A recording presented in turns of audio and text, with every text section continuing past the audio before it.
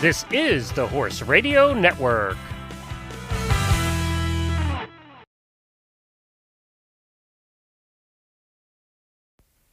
Welcome to Adulting with Horses, the podcast for weird horse girls, and the best place to be if you can't be at the barn. Put down the muck rake, turn up the volume, and let's have some fun.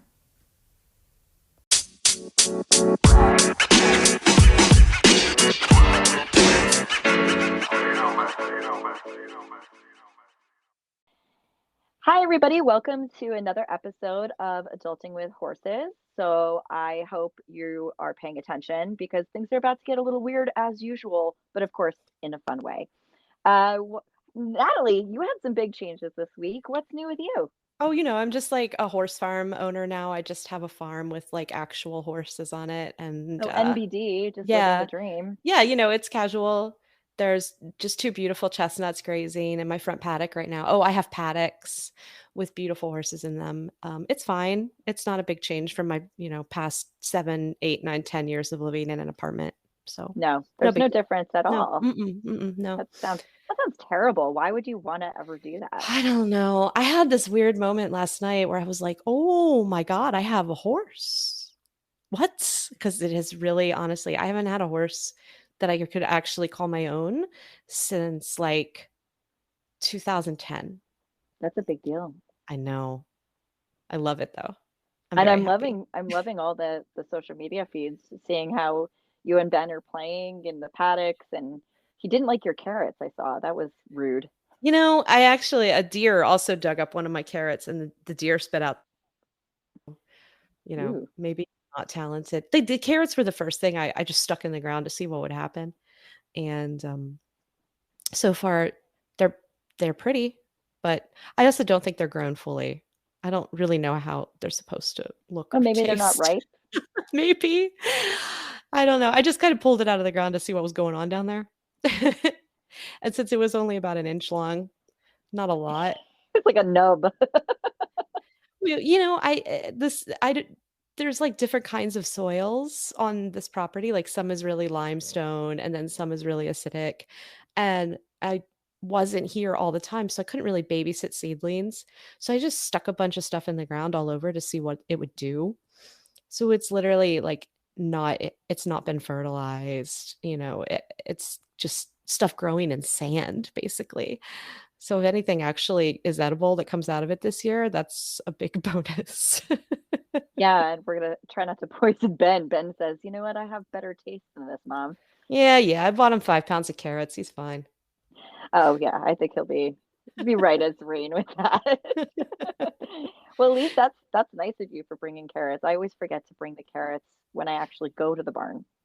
He was kind of a difficult youngster, and he was the first horse where I ever said, I really don't feel like turning this into some kind of master and servant kind of issue. If he needs help warming up to me, and if he needs rewards for every little thing, then that's what I'm going to do. And so I just started hauling out loads of carrots, and every time he saw me, surprise, here's another carrot. And it's worked beautifully. So they've just become part of my horse life now. It's like if I didn't have treats on my way to see Ben, I stopped and bought some because he has expectations that I have created. I am all for that. I'm a big fan of bribery. So Yeah. I do it with my horses. I do it with my children.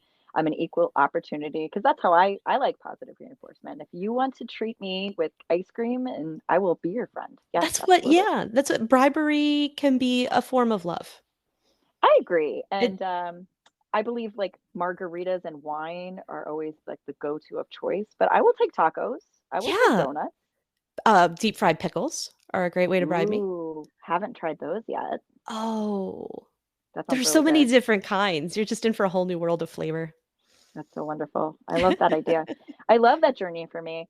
No, that's I love bribery. I will my horse is sassy. I'm like, "Oh, you're gonna do this and take fly spray like a good boy? You deserve a treat." And I am not ashamed about it. Well, they do deserve a treat. They were good. They did let you do something unnatural and weird to them. So why shouldn't they get a treat? I mean, I'm a big proponent of that. We're probably going to have a lot of people disagreeing, but you know what? I don't care. No, Listen to disagreement is me. healthy. Exactly. Everyone's entitled to their opinion, even when you're wrong. No, just kidding. Well, I mean, speaking of bribery, I've been a very neglectful horse parent in the last 5 to 6 weeks because I've been traveling so much. You really have. I've been very selfish. And so the thoroughbred has decided that he is going to throw all of the things at the vet. And he had first had the allergies, and then he had his terrible severe thrush suddenly. Oh That, no. yeah, I switched farriers, and good thing I did because my old farrier never told me that there was any thrush. So I've been dealing with that, and then he punctured his leg, and we don't even know Oh, how. no, you'll never, not with a thoroughbred. You'll never know how. Never know. And They'll never so tell. it's a cry for attention, it's a cry for help. It is. And, and of course, the pony, he shows he's upset, not by hurting himself, but by blatantly ignoring me and pinning his ears when I come near. Yes. So, do you know how do I solve all of these issues? I show up with Carrots? treats. Yes, I show up with treats. That is correct. So now they're my friends again. They're very easy to turn over. But yeah, so my win of the week is actually my anything new for me was I actually got to go to the barn and spend some quality time. So I'm really happy with that. Oh, that's so good. You just feel like a new person when you've been there for like 5 minutes. I Just really deserve it. smelling the hay cheers me up. Oh my God, yeah. And I don't even care if like it's pea stained straw and I'm just gonna pop my little ass in the on the ground in the stall and just hang out with the boys. And Mm. it's just lovely. Of course, I prefer the paddock, but you know, you get what you get. Yeah, it's been wet up there, hasn't it? In your neck of It's the woods? it's been a little bit wet. Plus, you know, Delight's bubble wrapped now with the thrush. So we actually talked to the trainer today, and I said, "What do you think about turning him out for the long haul and just letting him be outside, dry out a little bit, and we'll see what kind of trouble he gets into." So stay tuned for next episode. Listen, I turnout is my that's how I keep horses. Oh, if you hear something weird, the low flying plane is back. Um, I I've kept thoroughbreds outside very successfully. I don't know if you have compressed hay blocks, if that trend has reached New Jersey, Like the but hydration hay. no, like 700-pound blocks of pressed alfalfa that you put in a pasture. No. No, I'm not aware of this. Oh yeah, so that's Tell how me like more. most people tend to feed their horses in Florida. They're out horses. So even like 15 years ago, I had brood mares that lived out and I didn't have a ton of grass. Like, and in the winter in Florida, the grass is worthless. So you put out this block of alfalfa, it's like chopped and compressed, and they just chew on it throughout the weeks, however long it lasts. And it makes your thoroughbreds shiny and it makes your ponies and air ferns into bubbles that look like they're going to pop. It's a really incredible method of feeding that did not exist when I was a kid. I think so. It's great for breeding horses in Florida. It's Oh, that's great for thoroughbreds. So awesome. I'm gonna have to, I think we're gonna have to drop a link to that in the show notes because I think I'm going to be researching that myself yeah, anyway, but yeah. very intriguing. And you know, of course, my horses, they don't have a lot of grass in their paddock. And they go through hay pretty quickly. So I'm always looking for, I have a hay feeder ball out there for each of them, you know, so they don't fight. Yeah. Yeah, they're like at the alfalfa blocks, they make TNA blocks, ONA blocks. They're basically like hay blocks for thoroughbreds. I know people are gonna say they're for all, and they are for all horses. But like in Florida, we our hay rolls are Bermuda grass or Bahia, and that can be difficult to digest at times. Well, So yeah, well, you know, my thoroughbred's allergic to Bermuda grass. oh my goodness. Yeah. Yeah. So yeah, if horses can't live on our grass hay alone, then the alfalfa blocks are basically a pasture roll for a sensitive tum. Oh my God. Well, Ferris, I don't know if anybody knows this, but Ferris is actually half thoroughbred. He's thoroughbred and Welsh Cobb. Oh, So, so yeah, so I'm going to be looking into those. very much. Well, that's fun. Yeah, this I has been Hey appreciate that. Corner. Yeah. Yeah, right. Exactly. Yay! So, Heather, I live out in the country now, and my life seems super horsey and normal to other horse people. But, I used to live in the city and I still managed to find horses everywhere. So I was It's a kind of, talent. yeah, like, how you go anywhere and your eyes are open for horses, right? Like you're in the Caribbean on some very non-horsey vacation and you spot horses and you instantly do like a body wellness check and you're thinking over their tack and you're trying to decide why their halter's on upside down and you have a million questions. Um, and I was thinking about just unusual places you find horses. And I was just wondering if you had any sort of like special talent for that, or if it was a personal problem where I can't go anywhere without seeing a horse. Well, when you're obsessed with an animal, um, they tend to, I feel like we are magnets, like, right? When you're thinking about something and you're almost manifesting that. So I was actually thinking about this the other day, and I'm like, I don't know if ever been anywhere where I haven't seen a horse. I don't know if that's, but I would say the most odd, surprising place I found was I was in Ireland. I know that right off the bat that doesn't seem weird, but Sounds just horsey. bear with me a little bit. And I was in a pub and I went to the loo, as you call it, or and when I opened the door to the loo, it was not the door to the loo, it was the door to outside, out back, and there was a horse there.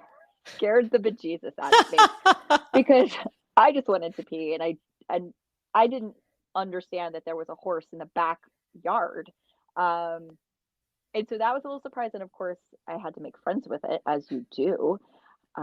So I forgot about going to the bathroom, and I nicknamed him Charlie, and we're great friends to this day. We're pen pals. So that was my fun meet cute for a I'm just horse.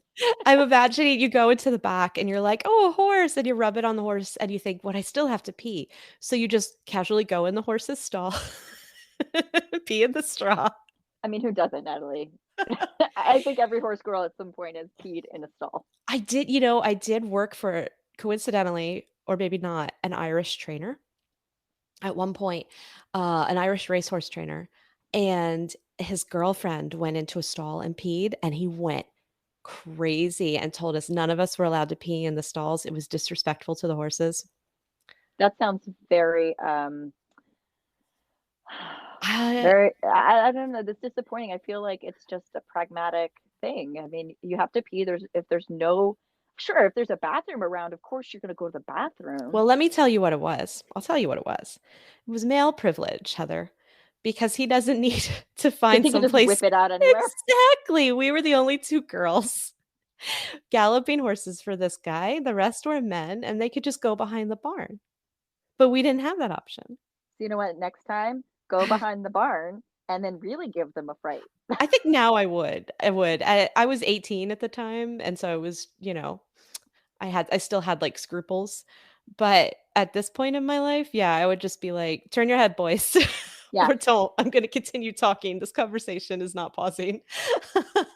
that's correct. I mean, I spent a lot of time in the desert and with endurance riders and when you you gotta go, and there's not always a bathroom. It's called a tree. You lean up against it if you need to. And so when I actually came back to suburban hood, I was like, oh right, I can't just drop my pants wherever I want. That's not allowed. But how about you? Like, when was the most unlikely? Obviously, you've run into quite a few horses on your travels. Where I have did you seen some? I think my favorite ones were in London, because I wasn't looking for horses. I was just kind of wandering around. I had a train to catch to Bath in the afternoon. My family um, had gone to the airport that morning, and I was there for another 10 days on a work trip. And so I had checked my luggage and at a train station, and then I was just out wandering around, and I went down like what we would call an alleyway, but it was called a mews. So you go between two buildings and it's like an archway, and then it opened up onto this this street of houses that faced each other like a closed off street. And I walked down past all these lovely houses, and at the end, there was a stable. And there was like windows, and there were horses inside in box stalls and in standing stalls. There were kids brushing these horses. It it was literally like hidden in the middle of London, with no sign, It's like a no, horsey oasis. it was like an island or maybe like a portal, possibly Into to a better realm. a better realm of a different London with more green space, for the horses. It was really cool, and it kind of reminded me, that obviously in the UK and Ireland, they have a horsier culture than we have here in the United States, um, because there wasn't any fanfare. It wasn't a fancy place, um, and if you have a successful stable in a city in the US, then it's usually pretty posh, right? Hmm. Although New York City could be an exception to that because there are some real stinkers in the city. But generally speaking, if you can afford to ride in the city, you're riding at a pretty high-end place. And this was like just like pony club kids just currying away at shaggy horses wearing nylon halters. It was so cool. I didn't really know what to think. That's awesome. And I think, I don't know, in the Regency era, they had, so Mews as in MEWS, right? Right, exactly. That's where they would keep the stables and the carriage horses. So when you would be getting ready to go out, you would call the stable hands and they'd pull the horses out of the back and they'd bring them in. But I didn't realize that they were still in use today. Yeah, it definitely felt like this was a service courtyard, like longish, but because there were like 10 houses on either side. But because the big old houses faced out over the main road, these would have been behind them. So they could have all been different like stables and things for the big houses facing the main road, like the townhouses.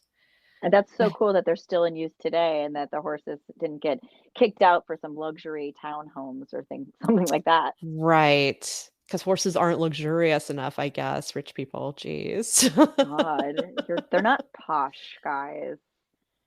Nobody who owns horses has money, right? Wink, wink, nudge, nudge. You either get horse poor or very, very wealthy. I've always told people have the wrong idea about owning horses. If you own horses, you're either poor or you're rich. There are there's no very middle few ground. middle class people with horses. And it's funny. I was actually, not to digress too much, but I was talking with my friend Karen from Straight Arrow Products recently, and she actually brought me to her home to work on her horses, and she drives, and we were talking about how horse ownership has changed over the years, where it used to be everyone had a horse because that was the mode of transportation, and then it switched to cars, and so only the rich had horses, and then it shifted again, and so it's kind of been cycling back and forth, but you never get this middle income horse ownership. It's either you have horses and you spend all of your money on them, which is, check check, and then you have these very wealthy people who have these big stables or barns, and it's like there's really very little neutral ground there. Yep.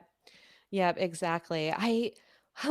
One time I was selling a horse. She was a really pretty 3-year-old thoroughbred, and a British woman in South Florida took her on trial, had her for 2 weeks, and she decided it wasn't going to work out. And she sent her back up to me in Central Florida, and she came in an open stock trailer, and not just like open sided. The whole trailer was open, the front, the top. It was really interesting. I'd never seen a Mhm. horse in anything like it. And the filly looked like she loved it. But the woman who had arranged the shipping called me like in tears. She said, I asked a neighbor if he knew someone who could bring the horse, and he said, sure, no problem. And he showed up with this trailer, and I said, you can't put that horse in this trailer. Oh my God, how As dare if you? as if, a cow horse, it was a cattleman's transport. A cow horse could go in that trailer, but not my thoroughbred filly. I said She So doesn't offended. know what kind of trailer she's in. She doesn't know if she's rich or she's poor. She loved it. She could look around. She could walk around. That's anthropomorphizing at its best, right? I mean, Yeah, this the is expensive Philly used to expensive things. well, it's a So wake-up call because that Philly was probably a heck of a lot happier coming in on this open where she could see everything and pay attention. And she I looked mean, so chipper when she arrived. She's like, oh, I wow, bet. I just saw half of Florida. It's like an adventure for her, right? Rather than Yeah. being stuck in this box that just moves and has terrible sounds and you don't know what's passing you. Yeah. Um, oh my God. Well, when I was you see a lot of that type of transportation when you go to poorer countries. And honestly, the horses will jump back in the back of a pickup with raised sides and just go for it. They're Yes. much happier than in our little boxes. You see that in some parts of Florida too. I've run into people that say, "Hey, watch what my horse will do," and literally say, "Load up," and the horse will jump into the back of the pickup. And you're just Yeah. like, "Why won't my expensive horse do that? Yeah. What did I do Well, wrong?" maybe because we put them in a tiny little box that they can't see out of. I don't know. That seems Yeah, but clear we're to putting me. our horses in socioeconomic boxes. Well, my pony's rich, okay? So he gets the best. Meanwhile, he could care less and he wants to spit in my eye. He wants to spit in your eye. He's not a camel, but Do you he's call him an evil llama by any chance? bad llama. So in our clubhouse on Facebook, our listeners get to submit questions and we try to answer them in each episode. And so this one is very, very dear to my heart. So my friend Leah writes, "What's the most comfortable riding clothing? I'd love to hear about this. I hate show clothing." And same, sister.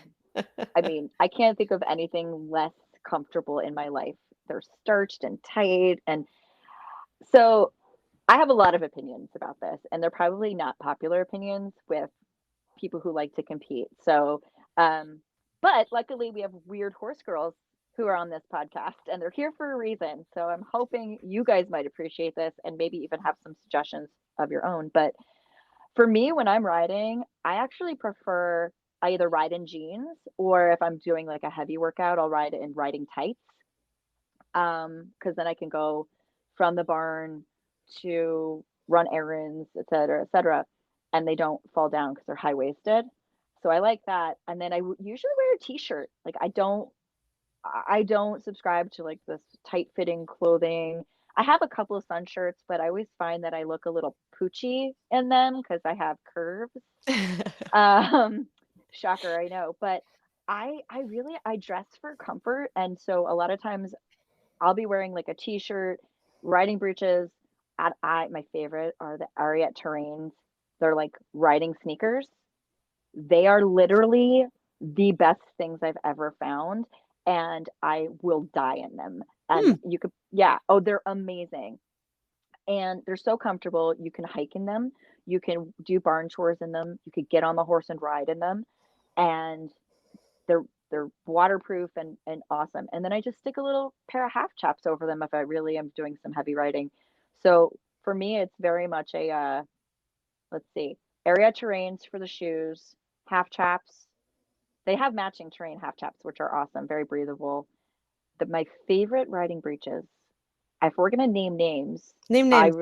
I love so the most comfortable ones I've ever worn are the like Batori PJ breeches. Oh, you look so cute in those. I love them. Oh, thank you. They are literally like wearing a pair of pajama leggings I need and those. so comfortable. I literally buy a pair every time I see I see her. I really like, and then how I like the fit, I like Performer Ride. They're based out of Australia. I really like their compression leggings because they make me feel really sucked in and skinny. And Awesome. those have like a sticky butt, which I really like too. I don't want to yeet off my horse. Yeah. Yeah, that's the thing. Like I basically dress the opposite of you when I ride. Now around the barn. Of course you do, because we're the odd couple. We're the odd couple. I mean, I still dress for comfort. Don't get me wrong. I'm not dressing for style. I dress for comfort, I dress for safety, and then there's a little touch of dressing for tradition, which is left over from it's like my British Horse Society hangover from running a big British Horse Society facility where you showed up in breeches and a tucked in shirt and a belt every single day. um, but like around my farm now, I wear basically ripped leggings that are no longer for going out off the farm. I wear tall socks and just whatever t-shirt I could find because basically I'm walking around in a lot of deep grass because I don't really mow because of like pollinators and really sugary grass and lots of reasons. So I leave the pasture tall. Um, but ride, I do wear full seat breeches and I do wear paddock boots and chaps. And I usually wear a sun shirt specifically for riding. um, so So you're saying you dress nicer to ride I than you dress do when nicely you to go ride. out on the street. Yes. Oh yeah, when I dress better to ride than I do for literally anything else in my life. When I go out on the street, I just wear unripped leggings and a tank top and flip-flops. But when I am in the saddle, I am wearing very appropriate clothing where somebody could come and take a picture of me and use it in a magazine. Because Yes, obviously because the I look that paparazzi is great in the waiting for saddle. you all the time. They are. That's why I had to move here to, the middle of nowhere was to escape my ardent fans and the crazy photographers. Uh, I could see how that would be a problem. yeah. But I do, for me, the sun shirt and the full seats are like non-negotiable So those are because like the most comfortable for you. they really are. And I honestly, I could find more comfortable full seats, but I wear them to feel secure in the saddle. Because up until this point, I don't ride a lot. And Ben is a spooky pony. He likes to get a good look at things. Sometimes he has to back up a few strides very quickly before you can get a good look at it. And so I just feel much more comfortable with a full seat. And the What are sun your favorite shirt. breeches? You know what, right? My favorite breeches are Dover Welsleys. Hmm. They come in really cute colors. They're mid-rise, so they're not high-waisted, which I could probably wear a high waist and not complain, but they're mid-rise. They're good around a curve, and they have nice sticky silicone full seat. And they're like breeches weight, so they're not meant to be super light. I have a new pair of light ones I haven't tried yet. Um, so you definitely get sweaty in them, but I do really like them. I really like the colors they come in. I know a lot of people like Pipers, right, for cute colors, like the Smart Pack ones, but they don't Hmm. fit me. So these are like a curvier version of those, I think. They're from Dover Saddlery. Yeah, the Pipers are always too long on me and they kind of pull weird right around the ankle. Yeah, I So think I, you I have can't wear to, them. yeah, you have to be really specific shape to wear the Pipers, I think. I tried literally like 4 different sizes and then I just gave up. I said, we can't do this anymore. Be gone with you, Piper. um, yeah. And then my sun shirts, I buy either like the Dover brand or if I can find Castell on clearance. I love Castells, but they're like $100 new, and I just can't spend that much money on a shirt. I would personally die. But they're super light and they have mesh on the underneath of the arms. So Yeah, that's nice. they for me, I find they are genuinely cooler than wearing a tank top, which I used to live in tank tops. And now I wear these shirts that with the they shade you and then they let air through at the same time. And And they do they keep off fit like a little bugs. tighter or do they fit loose? How do they I fit? you know, I buy large or extra large. Like Mhm. they're not meant to fit close, close, close, but they are, they're fitted so that they would sit at your hips. If you were taking a Okay. lesson, your trainer wouldn't yell at you, that kind of thing. You know when your shirt's too baggy and you get yelled at, and they're like, "Tuck it in." And I hate tucking in shirts, so it works for me in that respect as well. Yeah, see, that's the nice thing about riding tights is I don't have to tuck in my shirt, and it's It's because I don't like my belly. Like for me, that's like my problem Well, area. yeah, no, So but I don't yeah, like unless you're anything that like draws 20. attention Yeah. to that area. Like belts, I can't do belts because I'm like, it's just adding an extra inch to my waist. Yeah, except, I really feel like there was more solidarity in the old days where everybody just wore breeches that zipped up the front and then a belt on top because we were all playing with the same handicap. That's true. Yeah. So everybody looked extra curvy. Yeah, so now it depends on your fashion sense and how good you are at buying things. I'm And very how good at buying things, but I'm not at not. wearing them. Now there's a curve where um, people with better fashion sense look better in riding than those of us who do not. And I just don't think that's fair. Oh no, I hate how I look in the saddle. I hate how I look in the saddle. Enough said. You on my Instagram, you will very rarely see a photo of me ever mounted because I Yeah, do not look cute. I know that. Yeah, especially because when I quit riding, I was I did look very good in the saddle. And since I started riding again, the difference is stark. Right. I Like, mean, I guess some of this could be fixed with, I don't know, physical fitness for both of us, but like I think we can both agree that that is not an option. I mean, and let's be real. We're women of a certain age with jobs and children. There's Yeah, only so much priorities. physical fitness you can do. And I mean, if I have time, I'm not going to the gym. I'm going to the barn. I gotta tell you though, even when I did, like some things you just have to accept or just that's what your body is doing now, and you can like it or lump it. You're gonna have to lump it. Yeah, well, I can be very lumpy, so I mean, but I just don't need pictures of it, is the point. So I like stretchy material.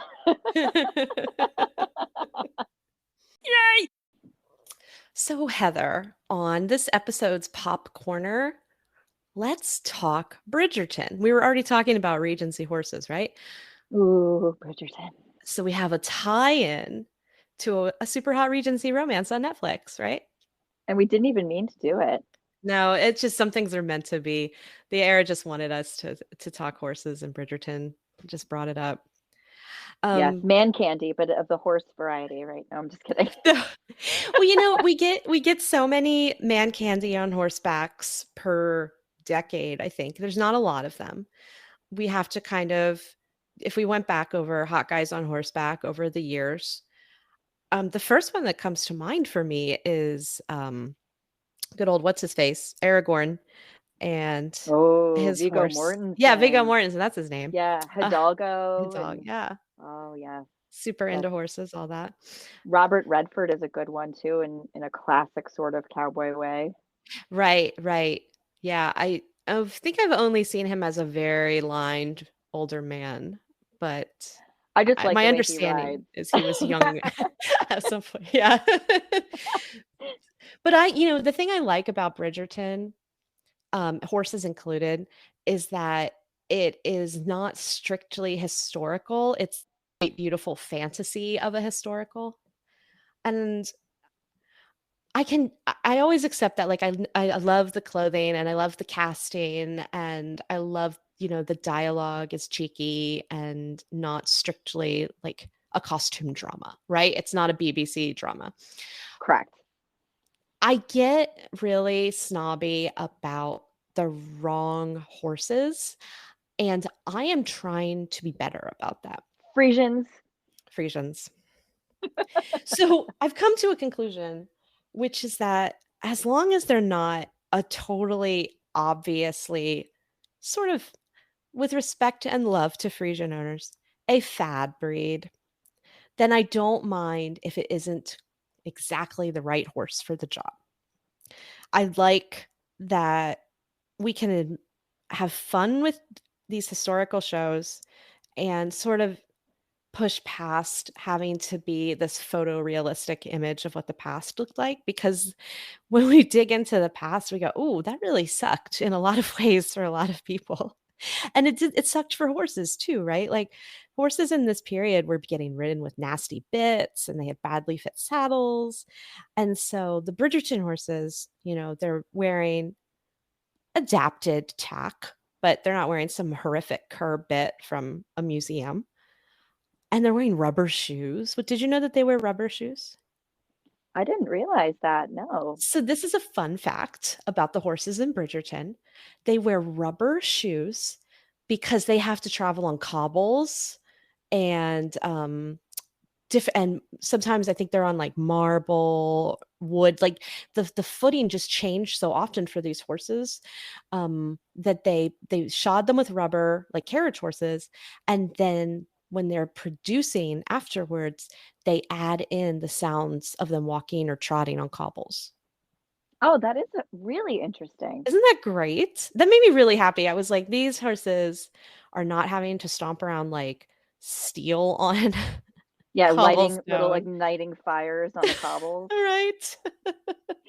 Well, and I love that because actually the thing that I noticed most about the horses in Bridgerton was the tack as well, and how there's no side saddles for the ladies. And I think that kind of ties into your fantasy of because women really had it terrible when it came to riding during the Regency era, and they had to wear habits and redingotes and wear special clothes, but like these women are just hiking their skirts up, riding astride, and going for it. And I am loving that for them. Yeah, and actually, I bet that does have a ring of accuracy for any of these young women who were raised in the country before they came to London for the season. When they were young girls, a lot of them probably were able to go out, get on a pony in the stables, and ride around astride. So they would know how to do it.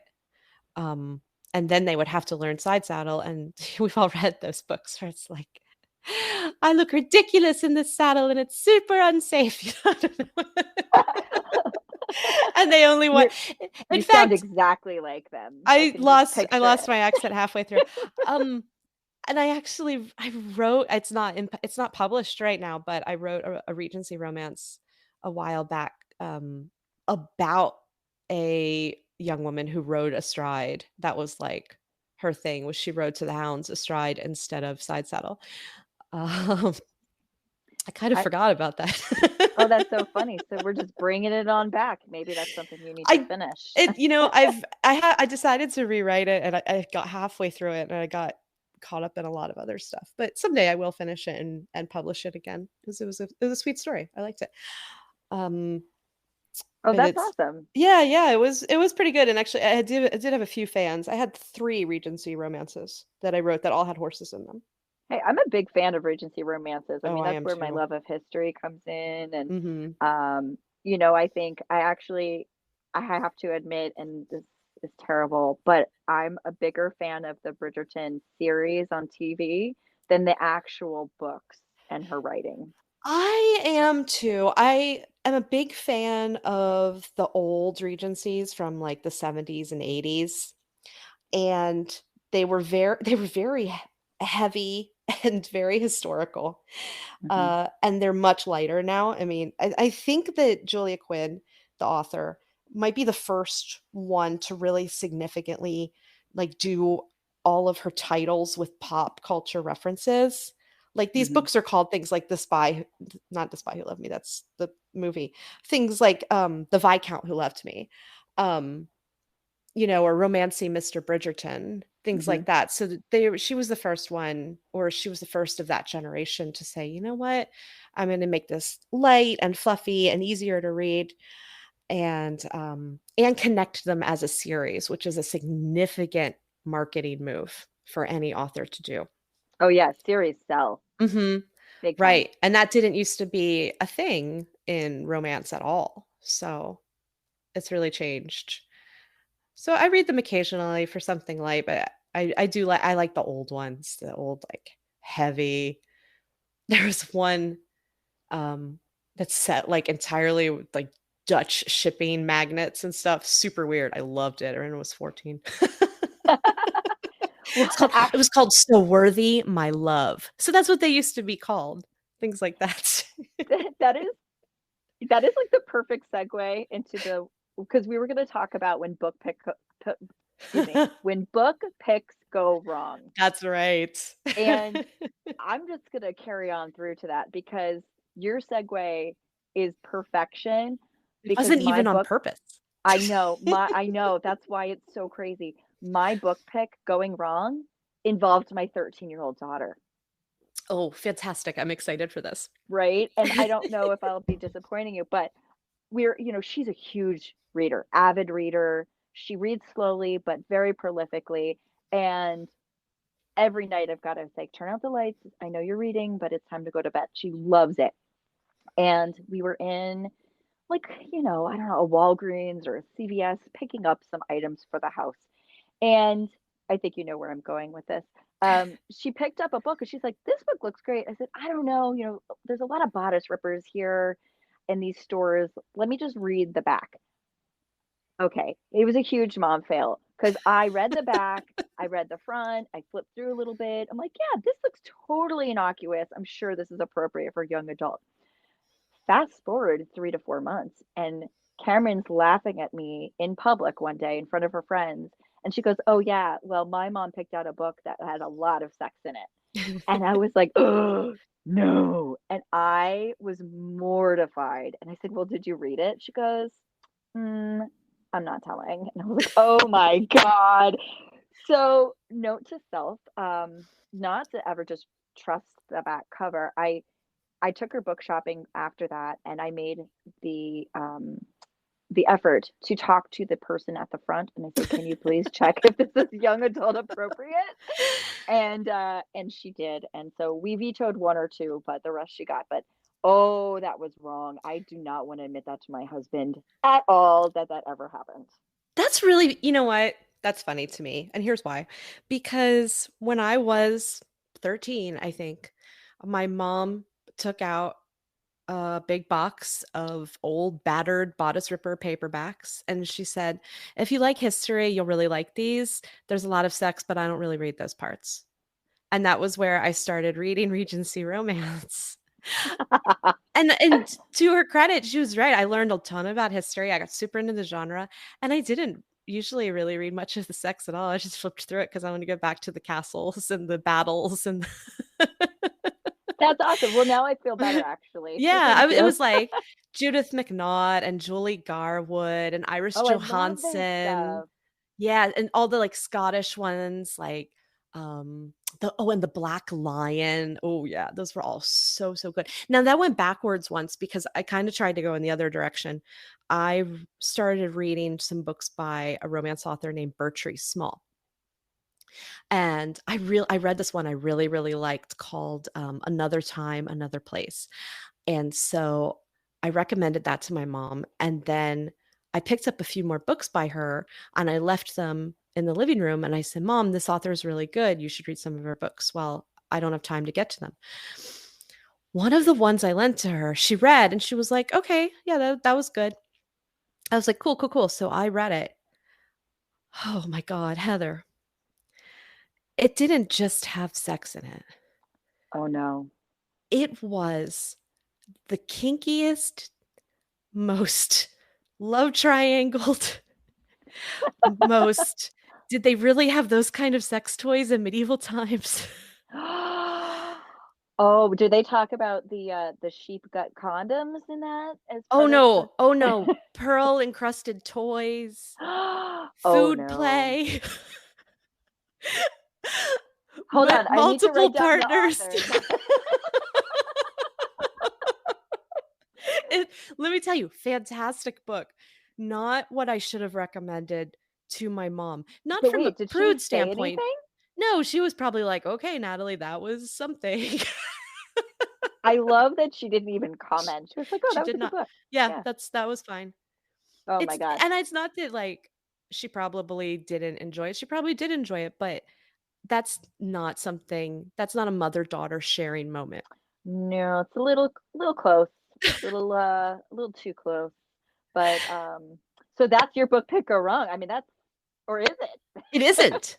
And although I have a reverse one, and this one is not sexual at all. This one is non-romantic, and it's somebody else recommended a book, and this girl was, so kind as to lend me this book, and I liked the cover. The cover was cute. It had, like, a sort of, 40s era young woman in London on the cover. And I thought, oh, that's just my jam. Historical women's fiction, interwar period. Yeah. Oh, it was a mystery.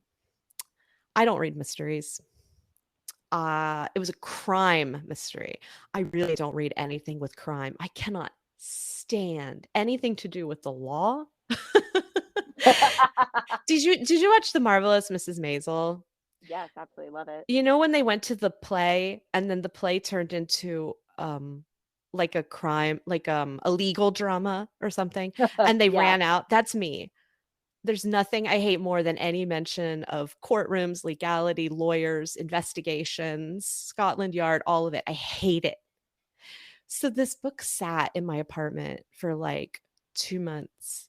And then she came over and it was sitting on my desk and she goes, "Wasn't this just the best book? Isn't it just the quirkiest, most delightful book?" And I said, "It really is. Delightful. I loved it." And she's like, and then she starts naming scenes. Oh, you're stuck. I went with it. I How'd it lied. go? Did she believe you? Well, she didn't invite me to her wedding. Well, I mean, that could go either way. Maybe It she could just go didn't like either you that way. much. Well, and what made it weird was that a mutual friend of ours stayed with me in Florida because she was going to her wedding. That's odd. And she was like, "Wait, you're not going to the wedding?" I'm like, "No, I was not invited to this wedding." She's like, "Oh." So I don't know if our relationship went bust that day when I lied about reading her favorite book. It was the book. It just sunk the ship. It might No have more done. friendship. Sorry. Yeah. I don't like weddings, but It would have been that nice to have stung. been invited. It would have been nice to have been invited, especially since Yeah, I was playing host to one of the other members of the wedding. awkward. Maybe maybe she could write a crime series involving some kind of lying and wedding invite and all that fun stuff. But it is books. It's not for everybody. Like there's different genres for a reason, right? Not everybody Oh, likes yeah. the same stuff. There's not personal. No. I asked for a book recommendation on Twitter last night, and somebody responded to me with something so dystopian that I looked at it like, we've known each other for like a decade. I would never read this book. You should know that. How dare you? Well, it felt like maybe this person had never paid attention to anything I'd ever said before, and it made me question our entire relationship. Oh, that's dark. I Did don't it? know. Now I'm afraid. I recommend nothing to you, Natalie. Let's just say I'm not going to be reading anything dystopian. Yeah, I mean, I'm a light and fluffy kind of girl. Right. If there's no romance or humor, I don't want it. My life in general is dark and depressing, Mhm. and humans are mean, and I don't want to read about it. Agreed. I want to live in a fantasy land, thank you, but not like a true fantasy land. I don't want elves and stuff all the time. I'm just saying, like, I want romance and comedy. That's what I want. That's certainly where I'm at right now in my life. I think that's fair. I Yeah. think that's fair. Well, one time someone left a review for Confessions of a Timid Writer, and I just like, oh, it hurt. But I also was laughing hysterically because she was like, this really isn't my type of book. Yeah. Is how she wrote the review. I'm like, why are you reading it? If it's not your type of book, don't read it. And also don't write a review because it's not your type of book. Like, Yeah. that's great. Those reviews would work if they told you what their type of book was. Because Right, then it would be exactly. a true assistance to other buyers. If they say, excuse me, if they say, I prefer fiction books which do not have horses in them, and this book was neither of those things, that would be helpful to readers. They would go, Helpful. "Oh, yeah, I also prefer fiction books without horses, so I should not read this nonfiction with horses in it." That would, that could Reviews should be helpful to people. save some time. Yeah. Yeah, that hurt, but also it was just like, okay, but I get it, but why are you reading it? So We're gonna have I to thought that talk was about pretty some funny. of our favorite bad reviews, Favorite reviews. because I have some Okay. favorite bad reviews for sure. We'll have to do that on a future episode. I think that's good. But instead of doing that today, Okay. I think we should end on an adulting win of the week. Okay, I'm all about the wins. All right. I want to celebrate the wins. And our clubhouse has a whole bunch of wins. So, Natalie, in 1 minute or less, what is your adulting win of the week?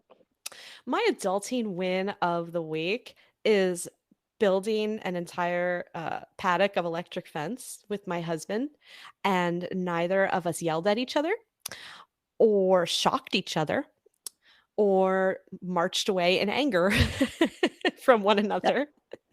We did it in a friendly fashion, and nothing was broken. And feelings were only hurt a few times. It was mostly by ourselves hurting our own feelings, not us hurting each other's feelings. And now our field is electrified and our horses are happy. That's awesome. That's a good win. I thought you were going to say, like, I have my horse on the property and now he's got a new friend. Yay. I mean, But you got that's into detail and I love it. yeah, I got specific for you. I love that.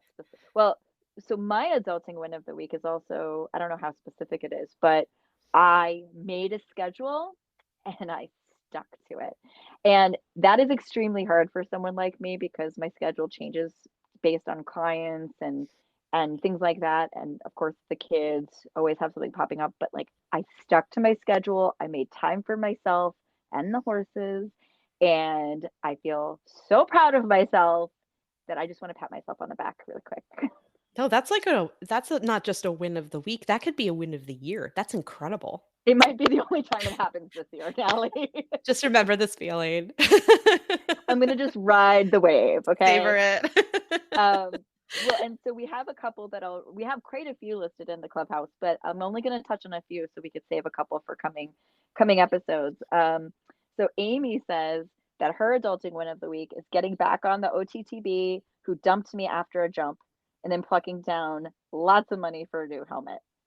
So that sounds like a win and a loss a little bit, but definitely for the win. So I'm glad she got back on. That can be hard to do for sure. I'll bet the new helmet is great too. You know, when I you bet. I would finally like to get see that helmet you've pictures. wanted. Yeah, I would like to see pictures of the helmet because they are important. Safety first, always. Don't ask me how many helmets I own. That's like a whole episode. Kiara says she set 4 boundaries in 2 days, and that is huge. That's huge. Huge. And then the last one, I think this is a great one to end on. Abby says, taking some time for myself this weekend. And I would like to applaud that because that is amazing. And I know Abby really well, and she works like multiple jobs and she deserves it. And as do we all. We do. And it doesn't have to be a lot. I remember last weekend, at the beginning of the weekend, I said, I just want to take some time and just read this weekend, just not be doing anything else and just read. And on Sunday evening, I did sit in bed for about 20 minutes and read. And it was reading where I wasn't stealing that time from something else or waiting on something or eating something. It was just lying down and reading something. That was a great 20 minutes. It's so special. Sometimes my husband's like, why are you going to bed so early? I'm not going to bed, honey. I'm just going to have silence and a book and a glass of wine. And you know what? It's awesome. That sounds amazing. Sometimes I shower just to have alone time. I'll like sit in the base of the shower and just let the water run over me and just enjoy the silence. I did that when I had a little kid. Yeah. Locked Locked myself in the bathroom.